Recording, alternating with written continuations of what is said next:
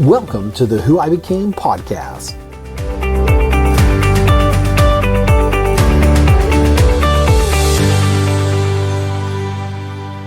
Well, welcome to another episode of the Who I Became podcast, where I interview leaders who share their stories of success, failures that have made them the people they are today. And I'm joined by Jim McGuffey. Good afternoon, Jim. Good afternoon. Thanks for having me on your show. No, it's a pleasure to have you. And Jim, you're one of those people that, when I've got to start reading some of these bios and resumes, they get pretty long, but it's important for the listeners to know the caliber of the person that you are. Now, I know that you spent 9 years as a police officer. You've got 47 years in total within law enforcement, including training. So we're starting to give away your age here already, Jim. You've got 26 years in armoured security working for Brinks and Loomis. You currently are a private security consultant working with government contracts in high-risk countries. And also you're the House of Worship Chair for the American Society for Industry Security, and you've held that position for 5 years. And I know that you hold 3 industry security qualifications, you've got a BA in criminal justice, and you've got a master's degree in management. So you're a great person to really talk to today to understand how you achieved all that. So welcome. Thank you. And I guess the first thing we mostly start is I know that you retired after 26 years in armoured security. So maybe tell us a little bit, Jim, about what do you do now? Well, for the past 10 years, I started my own business as a security consultant, and I do a lot of cases that have to do with armored car incidents, working for both the plaintiff and defense attorneys, and also for companies. And I've worked, I've worked for governments in Canada for a couple of cases involving the armored car industry. And also I've worked for companies, not countries, but companies in South America regarding the armored car industry, and then in the United States, obviously.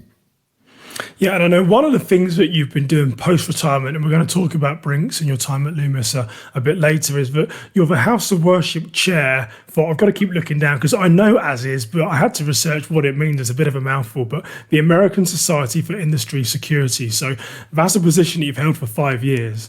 And, worship safety is one of the sort of the hot topics, if you like, in security. It's the everyone wants in worship security. Everyone's trying to figure out how do we keep our soft targets, churches safe.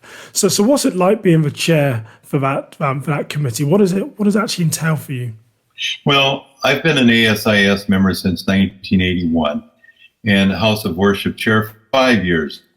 And it's been an honor and privilege for me to serve as the committee chair, which is part of the Cultural Properties Council. I've learned a lot from those that serve with me on the committee. They're just tremendous assets to have on such a committee. I've had outside of my, say, 10 years of experience as a consultant working with churches and other entities, I served 14 years in church administration positions, such as vice president of church council, security risk manager, in program manager, and so various positions for approximately 14 years. So I've had experience from both working on the inside and the outside as a security consultant, which I think has helped me to be effective. Now, you've had a lot of leadership experience, particularly when you were at Brinks, when you were a VP, director of sort of security there, and overseeing armoured security. I mean, that must be a very difficult task. But there you were overseeing a workforce that wanted to be there because you were paying them to be there. So how is it different overseeing a committee of volunteers that all have that sort of common interest of making House of Worship safe? I mean, what's that like? Well, with the houses of worship, I learned a long time ago that it's very challenging. They're an open and welcoming community, and we want to encourage people to come and visit us, share their faith at our facilities. But yet we have to figure out how to balance the safety and security side of that. And sometimes that becomes very challenging. And then we also have the funding side. I worked with a place of worship up in Philadelphia 10 years ago, and we're discussing an item that for $200 could have solved the security issue. And the person looked at me and said, Jim, $200 doesn't sound like a lot of money, but we're operating in the red. And from that moment on, I said, I have got to focus on counter procedures, security strategies to mitigate the risks that are very cost effective. And that's where I've dedicated a lot of what I do to cost effective security countermeasures. Yeah, and what about the people on your committee, though, Jim? I mean, is there a difference between managing a paid workforce and volunteers? So I don't know, how large the committee is, but everyone is giving their time. I mean, what's it like to oversee a committee of volunteers? Well, we have about 15 on our committee, and it's not difficult at all because, number one, they're good people, they're professionals, they're knowledgeable, they're experienced. So my main goal is just to try to share my experiences and to help generate documents that can be disseminated freely out there with places of worship. So I don't consider it much of a challenge because of the people that work with me. Yeah, and I guess if we go on to your time at Brinks then, so there's some people that might, when they hear armoured security, they could still be wondering, well, what does that mean? I mean, when I hear armoured security, I associate those with the guys and girls that have the sort of the metal cases, as you're seeing them walking out the ATM or going in and out the banks. Do you want to start off telling us, what does armoured security look like? And then I know there's sort of 3 or 4 key points that you learned during your time in leadership there. I will. And Brinks Incorporated is a tremendous company, and they're the oldest and largest armored car carrier in the world. And I did work for them for 22 years, and it was a pleasure to work for them. I learned an awful lot about security during that time. I was area general manager and then regional director, regional vice president for total of 18 years out of my 22 years with them. The others I served as branch manager and supervisory positions. But, it's about managing profits and balancing risk with profits, because you're really managing risk. And yes, you have to manage the frontline people and their supervisors, but those men and women out there on the street, they have an extremely dangerous job. I can't emphasize enough how dangerous it is doing what they do. I mean, I've been out there on the streets with them, and they'll go in to service check cashing places in these cities, Chicago and all the large cities. And I've been there with them in a lot of those cities, and you'll walk, you'll have your gun drawn, holding down by your side, carrying, the money inside and outside, and the gangs will be there, going like this, like they're gonna shoot you, that kind of stuff. I mean, it's just a daily occurrence, very high risk. So I can't say enough about, those people that make the profits for these large organizations. They are the ones that I try to really make sure that I did the right thing by.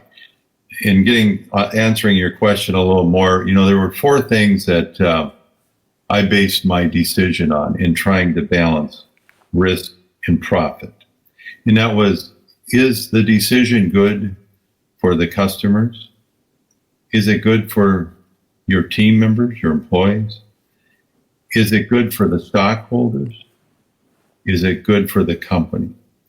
And if the answer is yes for all 4 of those, it's most likely a very good decision.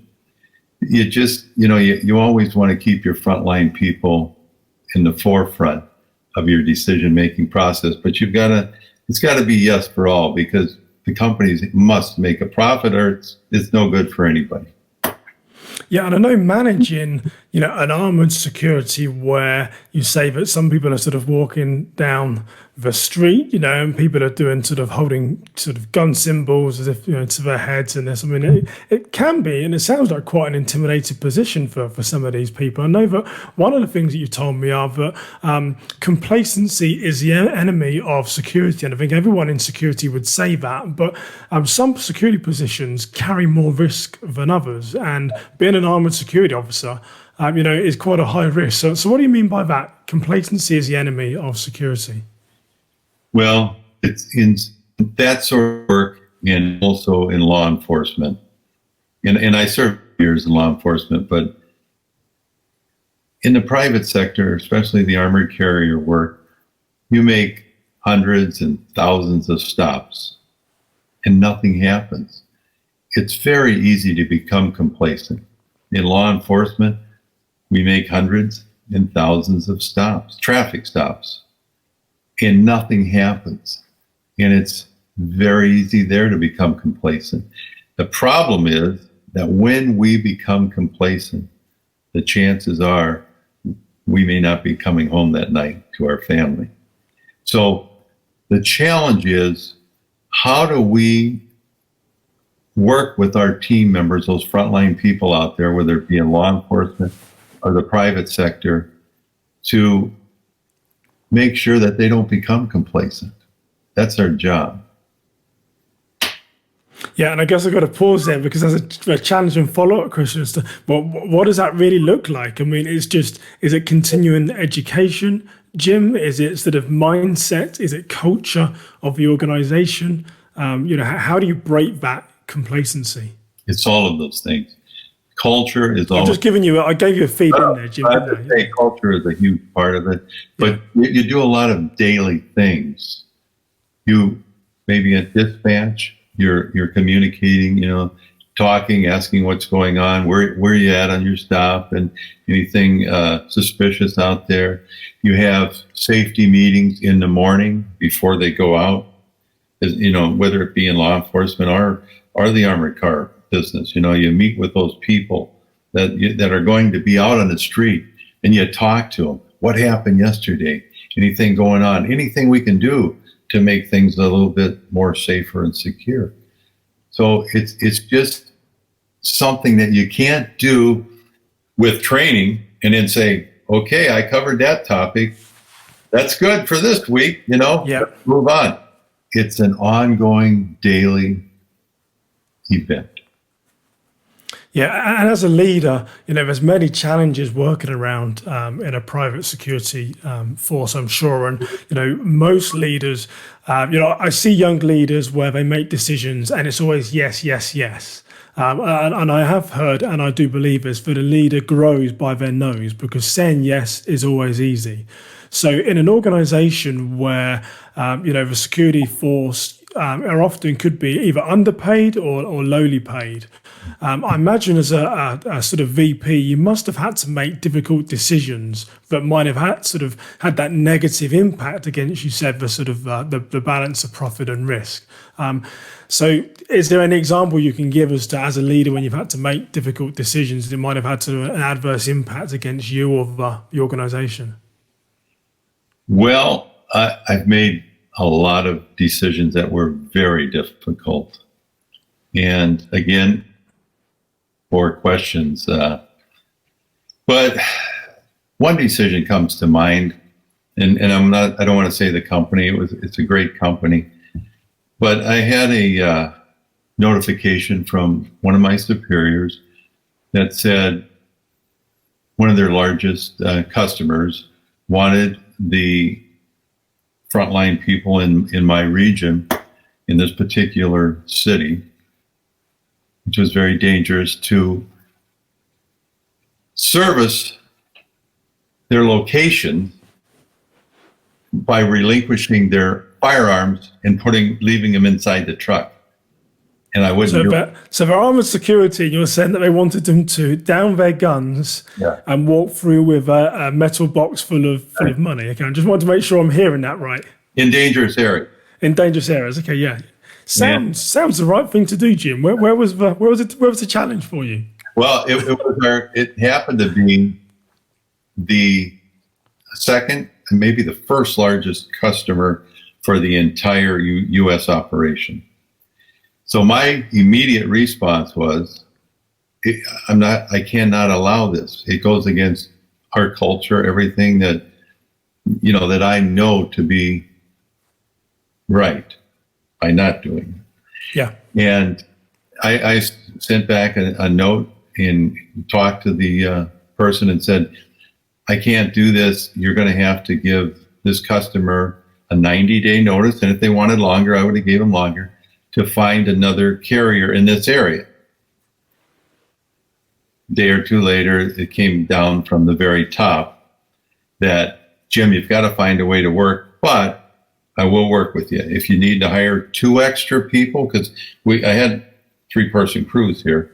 If you need to add 2, if you need more cars, more equipment, whatever you need, find a way to make it work. Now, with that, I could make it work, and we did make it work, and it was even safer.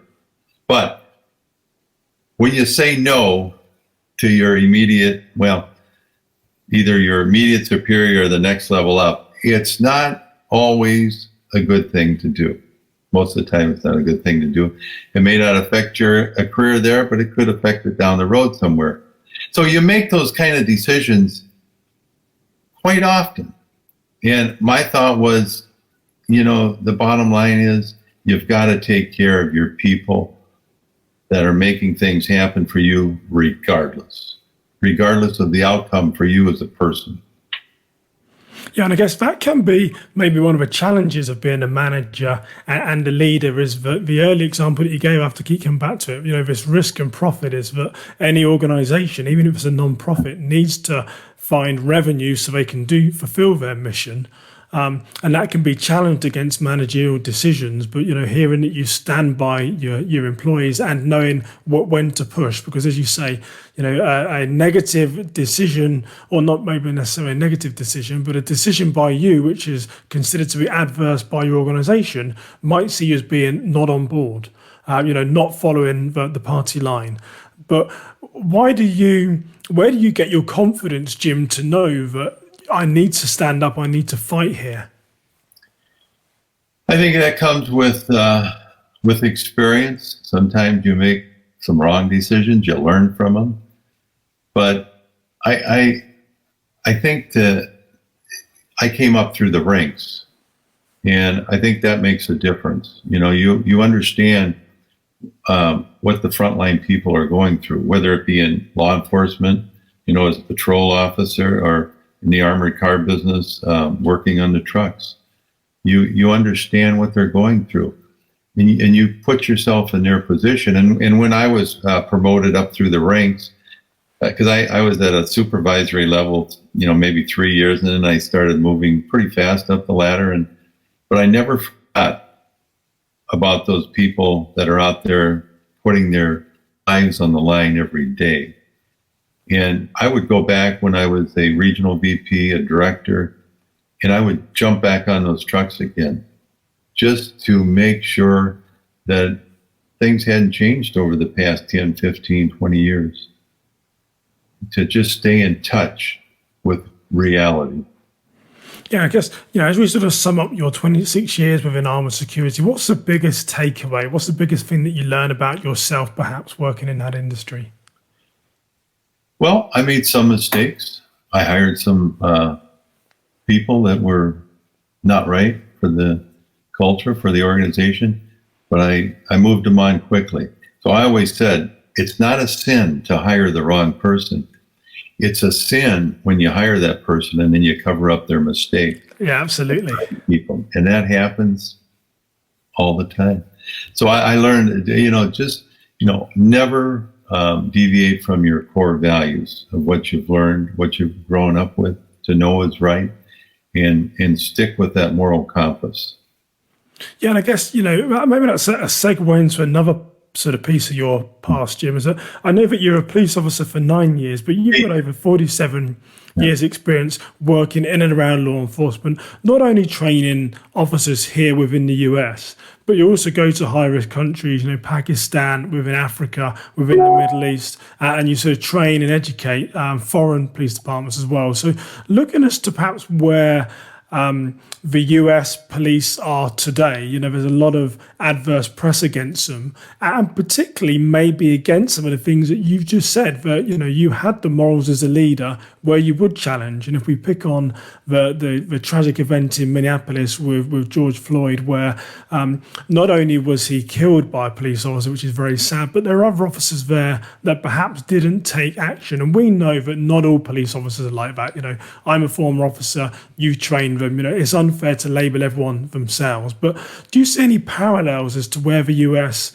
police sort of departments are today in the type of person they could be hiring, where we've got officers that are seeing someone kneel on someone's neck, which ultimately led to their death, and they don't feel that they can challenge? Well, I want to start out by saying I do truly believe that obviously the majority of police officers are very solid citizens and good performers. They care about their communities. They care about their families, their countries, their citizens. But I will tell you that I do think there are far too many that have committed unwarranted violence and racism, where this has been either condoned or overlooked or just no action taken at all. And I hold leadership accountable for this, but I also hold their partners, their supervisors accountable. Because going back to my initial statement, the majority are very good. And this negative actions or lack of actions are hurting all of these solid people. So sometimes, I've been speaking out about this, and some people want to take it the wrong way. But I've always sided on the side of law enforcement. But on the other hand, I will not remain silent for racism. And I will not sit back and say that we've done a good job weeding these people using unwarranted violence out of the positions they should probably have never been in to begin with. So it's uncomfortable sometimes to talk about it, but I think we've got to have open and candid dialogue if we're going to move forward on both racism and unwarranted violence. Yeah, and I know, Jim, like I said, you say this from 47 years sort of working in and around law enforcement. Yeah. And also you train law enforcement officers in foreign countries. So I guess one thing I want to say is about your career. I know you've done a variety of different things within law enforcement, but when you go to foreign countries and you work with their police departments, what do you learn about yourself? Why do you do that? And we know that you're in the twilight stages of your career. Some of the ages that I've mentioned, how long you've been doing things, might suggest that. But why do you sort of leave your family in the Western world and travel to the Middle East and to Africa and to Asia and to Europe and train those sort of police officers that working in and around soft targets? Well, let me respond by saying I'm hoping I'm not in my twilight years yet.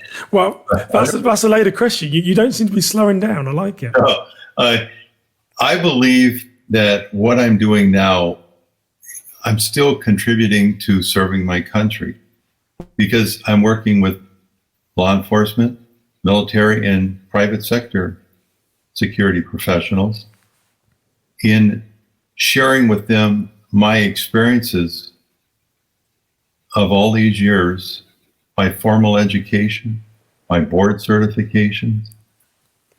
I'm sharing this with them in processes so that they can better protect their facilities, their communities, their country. And I feel like I'm still contributing to serving my country, which I'm very, very proud of, to be a United States citizen and to serve.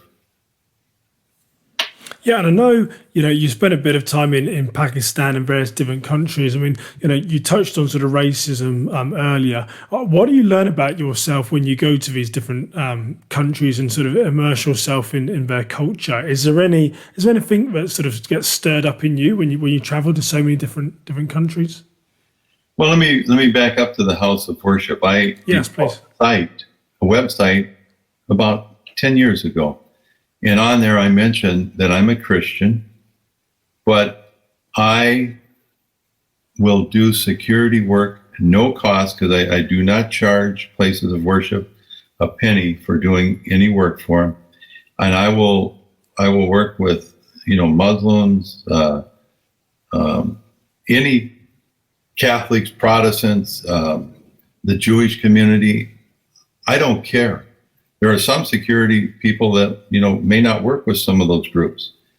But I believe I'm a Christian, and I believe that Christ would want me to share my faith by helping them to improve safety and security. And that's the way I do it. And so I don't, when I travel overseas, I don't have, I have good feelings for those that I work with. I work with a lot of Muslims, and I don't know if it's on my website now, but I'll say it because I think at one time it was on there.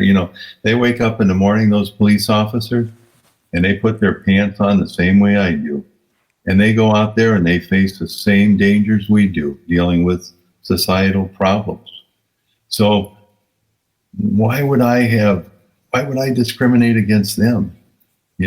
Why? I want to help them be the best that they can. And, aside from being, working with partner nations, and I hope that explains a little bit of it. Yeah, it does. And, I'm going to ask you the questions here about, why can't you slow down? And I interview a lot of people like you, and most people say, I'm going to get to 62 when I can claim Social Security, whatever it is, and I'm going to slow down and I'm going to, enjoy my 401k and relax. In the UK where I'm from, it was 65. It's most probably 70 now because they keep pushing the retirement age back. But most people have an age or a date in mind when I'm going to retire. I'm going to go to those holidays in Mexico. I'm going to travel with the wife. I'm going to spend more time with the grandkids. But you, Jim, your retirement is going off to like the Middle East and training police officers in like high risk countries, or going to Africa where police officers are buying their own uniform or paying for gas in the police cars and stuff. I mean, is this because that you don't see retirement? You just see that this is you've got to keep using your experience and skills and keep training people. I mean, what is there a date where you intend to stop, or you're just going to keep driving through?